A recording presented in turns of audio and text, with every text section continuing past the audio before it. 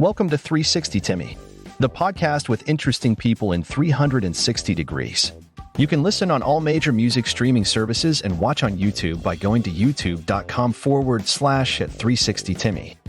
Hello again, and welcome to another 360 Timmy. So today we're in Epping Forest in Essex, and today my special guest is Evan Chick. All right, guys. Welcome, Evan. Hi. So Evan is a junior survivor, and he's got a fantastic story to tell. In fact, I contacted him about 3 months ago to come on, and I didn't get a reply back, but it was basically because he was out in the wilderness on one of his expeditions. So I really want to explore your life because it's super exciting. I read your bio. I don't want to miss anything because it's all really quite important. So tell us about your early life and your kind of outlook. Yeah, so I grew up living on a farm in Sussex. So it was a friend's farm. I grew up there. My dad was a carpenter, so he used to work on the farm. We lived there, and it had sort of the fields and woodland and stuff. So growing up, I was homeschooled. So I spent so much of my life out and about, just living outdoors pretty much. So it'd be sort of like, say, bicycle mum and dad in the morning and off to the woods, caked in mud and come home later on. And it just sort of, it gave me a love for the outdoors, a love for nature. And then sort of moving on through life, that sort of, when I was young, turned, your playground. And then sort of, as you get older, it turns into your school and, your learning environment. And then within sort of recent years, it's become work. And this is the sort of the path that I want to keep it going on. But I guess really the outdoors, it means a lot more to me. So when I was 13, me and my family set off on a 10-month challenge. So we did a charity challenge where we decided to drive the entire coast of the UK in a 1965, I'm pretty sure. I've said that so many times that it's just, gone from my brain now. So it was a Morris Traveller. So I saw this. Your dad's a carpenter, isn't he? So he built the back part. So when I was 9, we sort of, as a project to learn maths, through sort of building and stuff, we sort of, it was a complete wreck when we got it, and we turned it into like a camper van sort of fit 5. Yeah. And then we did this challenge, so living on £10 a day, so £5 food and £5 for fuel, and drove around. It was absolutely brilliant. It took us 10 months, and it was a brilliant challenge, and we did it for sort of a sail training charity in Hull. And an amazing challenge, but 5 people in space no bigger than a sort of small double bed for 10 months, living on £5 for food for 5 people. In cold and hot weather as well. Hot weather and rain. Especially sort of for me, it really pushed sort of my mental health. I was 13 at the time, to a pretty sort of dark place. Yeah. Because they're quite formative years to around 13, isn't it? They certainly are. All kinds of things going on, aren't they? So. Yeah. So that was a big challenge for me. And it brought to head sort of struggles that I'd had sort of my entire life. But I guess never really understood, or never really, as a kid, I sort of just thought, being sort of getting frustrated, or, sort of not dealing with change or whatever in that sort of way. Brought it all to a head, and for many months it was just falling out of my family, sort of, especially my dad. So me and my dad were quite close, but really almost sort of destroyed that relationship. It was pretty tough, and almost sort of just quit the challenge. Like, this is not working. We just need to go home. Yeah. But then I guess I still sort of wonder sort of how it came about. But I sort of thought, what about if I go back to that thing that I've always loved, an environment that I've always loved being in, which is the outdoors. Yeah. So I sort of just getting out there a little bit more, doing some things. And then I thought, actually, this is sort of building my confidence through doing stuff like this, And then I thought, well, if I'm building my confidence here, I could take that back and apply it to the places where I'm struggling. And so that sort of started the project Junior Survivor, which is about, being only 13 at the time, as sort of junior. It was like, a junior survivor is someone who could survive in the wilderness, but also survive in life. Yeah. And that's how it started. And like I was saying a minute ago, it sort of realised, coming out the other side of that, wow, there's other young people out there who are struggling, with their mental health. And sort of, if I could share what's just helped me with them, maybe that can make a difference to them. And so that started the journey of sort of that I'm still on now, and hopefully will be on for the rest of my life. And I want to come back and talk about that, but I just want to go back to early life again. Yeah. So The premise is also that you lived in a traditional bricks and mortar house in suburbia, but that's very much not the case, isn't it? A blue bus, am I talking about? Yes. And Evan's sake? Yes, yeah, Tell us about that story. Yeah. So, so I guess originally till I was about 3, lived in a normal house up north, and then sort of I think it was those struggles again. Was sort of just coming out as a toddler, getting really frustrated over things, and just being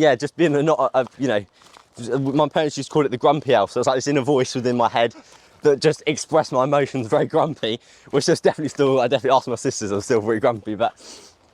And then they sort of said, well, living this life is not good for him. So they sort of, instead of for heaven's sake, let's just hit the road in an old sort of blue bus. It was like a community ambulance. Yeah. We hit the road, and I think on that day we headed right down to Sussex to this farm where we said we'll just spend 2 weeks here, because we were homeschooled. It was a lot of homeschool stuff going down in that area. That was winter. The rain came, the mud came, bus got stuck in the mud. 14 years later, we were still there. Wow. So yeah, time passed, and over that time we sort of moved from the blue bus to like a traditional sort of Siberian Russian sort of house called an Isbar. Actually, your dad built that? Yeah. So he built that. And then there's been all sorts. There was the Morris Traveller. There was like a giant pedal-powered boat, so it's a bit like a giant pedalo. Yeah. So we lived on the canals for a little while on that. There was an old Toyota pickup with something on the back. 1937 Citroen pickup with a log cabin on the back. There's been some, interesting... Why has your dad not had a YouTube channel? I mean, that just all sounds absolutely fantastic. He always says to me, all these videos of people building houses get so many views. He's like, we need to have done it years ago. Yeah. Missed the trick there. So completely different background. So the home ed thing again. Just before we pick up on more of the junior survivor stuff. So, what have you done GCSE exams? No. Right now, or are you going to? How does that work? Home ed. Yeah. So home ed, I think the only curriculum I don't think it's changed is you've just got to prepare your kids to live in a modern day society. Yeah. And I guess people can interpret that however they will. Yeah. So you don't have to sit in exams or anything. You can. A lot of sort of friends who are home ed have done. Yeah. But I think I'm not an academic person. Yeah. I always really struggle with academic stuff. I'm much more practical, hands-on. Yeah. That's good as well, isn't it? Not everyone is academic. I'm not either. I mean, no. So. Exactly. Yeah. No, it's a brilliant option for those who it doesn't always fit. You don't sort of fit into that sort of way of sort of life. So no, I don't think I'll ever sort of do academic sort of qualifications. So at the age of 17 now, have you finished the home ed stuff as such? Yeah. Would you say? Yeah. So the sort of growing up, it was sort of you get your basic sort of maybe you call like school curriculum sort of stuff. So your maths, your English, stuff like that. So our parents sort of helped me sort of, and my other sisters through that. Lots of like projects and stuff like that. And then since sort of the age of 13, maybe a bit older, it started to change, and it's now much more focused on sort of the direction I'm trying to head. Yeah. Yeah. That's fantastic. And I mean, so do you in the future? Is there an employment thing? Do you want to run a business? Do you want to live off the land, kind of thing? What's in your head? What's the goal there? Oh goodness. A bit daunted to say that when you're only 17. Yeah, so I'm not sure. To be honest with you, I think it's. I'm not really sure whether or not I'd start a business. I don't really know anything about business, to be honest with you. But if I can find a company that's sort of doing the element of youth expeditions, which is sort of giving young people who get the chance to go on these expeditions. There are plenty that do that, aren't there? So, there definitely are. If I can get in with one of them, that would be amazing. But if I have to sort of find my own way of doing it and set up a company, who knows? It's early days at the moment. Absolutely. So let's go back to Junior Survivor. So I first saw you on YouTube. Okay. You've been doing that for quite some time, actually. All kinds of things, like from chopping trees down, how to strip this animal down and eat it, all that kind of stuff. And then this year, I mean, as I mentioned, I reached out to you about 3 months ago. I didn't hear anything, and I thought, oh, that's it. And then you very kindly came back and went, no, I've been away from wilderness. And you just dropped a video this week, which I'll post the link to. I thought it was fantastic for your 3 months going around Scotland. Yeah, it was, and all your trials and tribulations, all self-shot as well, of course. Yeah, it was an interesting thing. I haven't done YouTube for a while. I'm not sure why. But then I did this trip. So I spent Yeah, just under 2 months up in Scotland. About the longest I've sort of been away on my own is just about a week. So I thought, 2 months, yeah, I'll be all right. I'm going to meet up with some people along the way. I spent the first 2 weeks sort of on my own. Oh goodness, it was so boring. I love being outdoors, but I was like, I didn't see anyone or really talk to anyone for 2 weeks. I was like, goodness, I don't think I can do this again. Did you take anything like books or anything with you? Or? Goodness, I thought I've got to cut down on weight. So no books, and I really wish I took a book. So, there's no signal, no power, Yeah. So it was even just sort of like, where, you might just want to message someone and say, oh, hi, how's things going? Or even just to sort of message home and say, I'm alive, sort of thing. It was very little power here and there. The weather was not always too great. And you had midges as well, because you were in Scotland. Oh, yeah, goodness, yeah, midges. And like ticks and everything, it was... I think you also said you ended up on an island, but with not a lot of wood, which is what you need to fuel your camp. Exactly. I learned a good lesson there to do a bit more research before. I was talking to someone, they said, oh yeah, this island called Tyree, it's beautiful, it's got these lovely beaches, it's like being in the Caribbean. I was like, oh yeah, let's go there. I get there and it was like, the day I arrived, it was beautiful in the evening, beautiful sunset. I woke up the next morning, like there was a storm had just hit, and it was pretty much that storm stayed there for the entire week. The stove I took needed little twigs, there was no wood, and there was barely any fresh water. It was a nightmare. And I think there's a bit in it where the rain's coming down so badly, your tent's actually been compromised, so you're very quickly packing up. Sorry. And you got garroted by a dog there. You pack it up, and then I think you end up in a bothy, don't you? It looks like you're in a bothy. Yeah, it was. The rain came down. My tent was sort of, literally, it was like 70 mile an hour wind. Completely crushed my tent, bent all the poles and stuff. And it was a pretty good tent. I think if we veer down this way, it may be a bit of off-roading in a minute. That's all right. Trial and error. No dog leads. That's fine. Yeah. And it was absolutely horrendous weather. And luckily, it was sort of like a bothy / like a piece of sort of like art installation. Yeah, I saw that. You had the kind of glass. Yeah. You did some great shots with that, actually. I like that. Where you're looking out at the storm and where the boat was supposed to take you home, but it wasn't going that day because the storm was in. So I ended up sleeping in that, and it was. But I was sort of thinking this trip was going to be, because a lot of people say, you just got to get out there, live adventure. That's how you're going to learn your skills. And this is what this year's been about for me, really. And although I was thinking, I'm going to learn navigation skills, mountaineering skills, to be honest, I didn't really learn any of that. I just learned like the mental element of being an explorer. Just sort of, and the video was about resilience. So it was about mental and sort of physical. And the mental was, being away from home, being away from family. Yeah. Not having the way of just being able to communicate to anybody. Or even like the relaxation of being at home. It's not like you haven't got constantly, there's usually a bit of food in the cupboard, or, you turn the tap and there's running water, or, not your house is going to blow down. But it's just being out, there in a storm for 2 weeks is like, you've got to think, right, I need to at least drink, a litre or 2 litres a day, minimum, really. Yeah.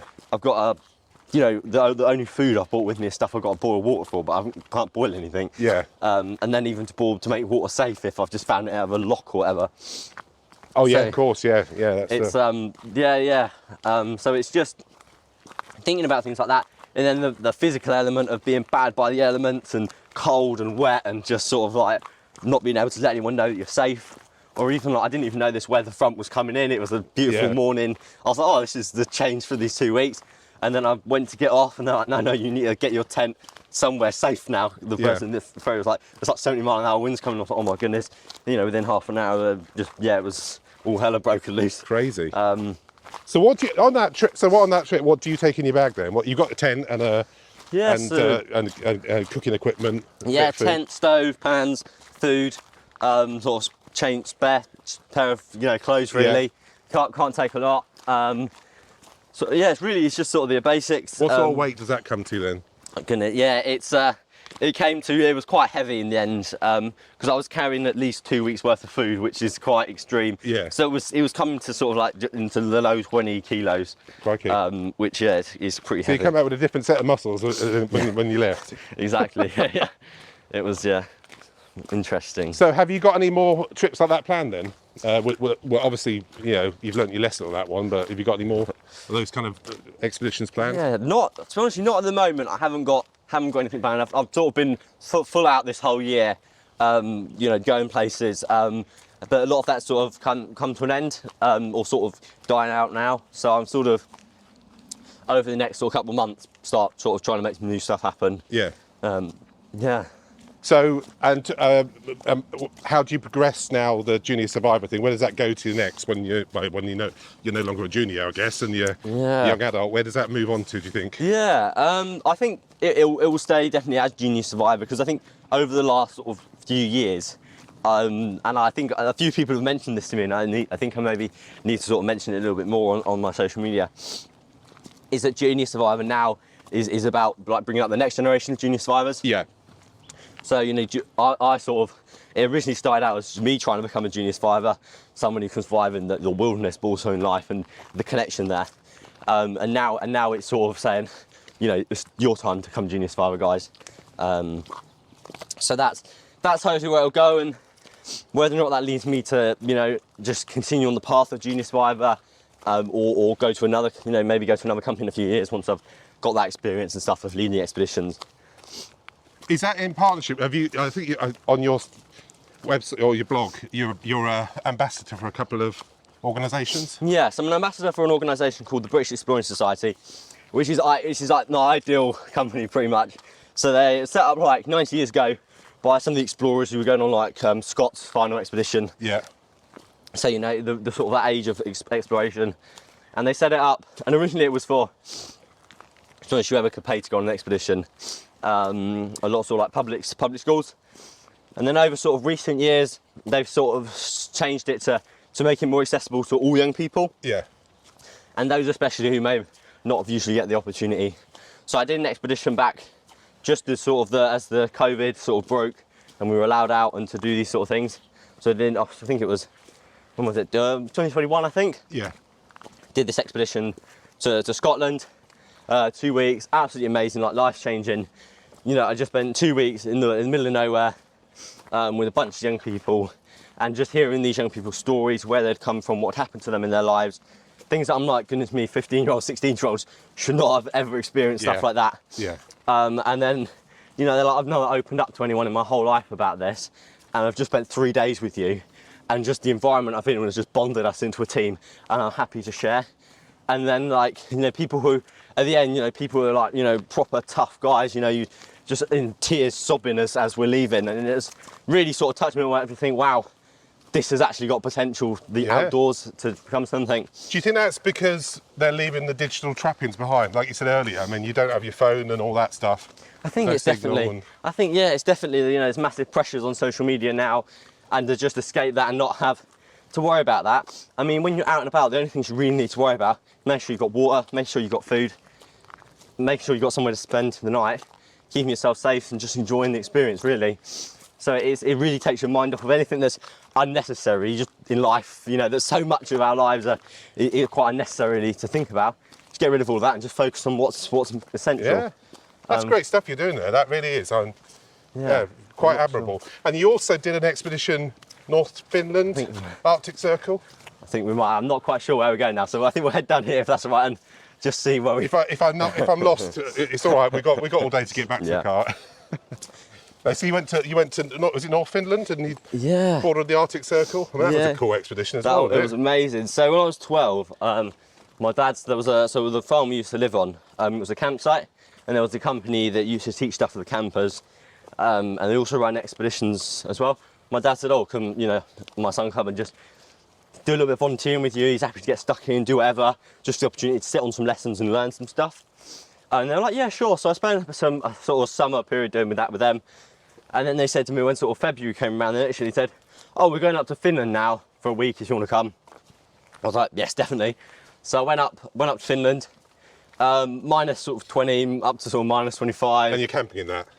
Yes, we did. We camped in snow shelters and cabins, stuff like that. Dog sledding, snowshoeing, sort of cross-country skiing and stuff like that. So a week up in, it was a good few hundred miles into the Arctic Circle. I was just like, wow, this is polar explorer is my goal. That's what I want to do. So that taught me a lot, and then really set me on the road for expedition life. And then that's led to last year I spent 6 weeks, 5,000 miles away in Central Asia, with the British Exploring Society again, on an expedition, with those young people, up climbing up high altitude mountains and stuff.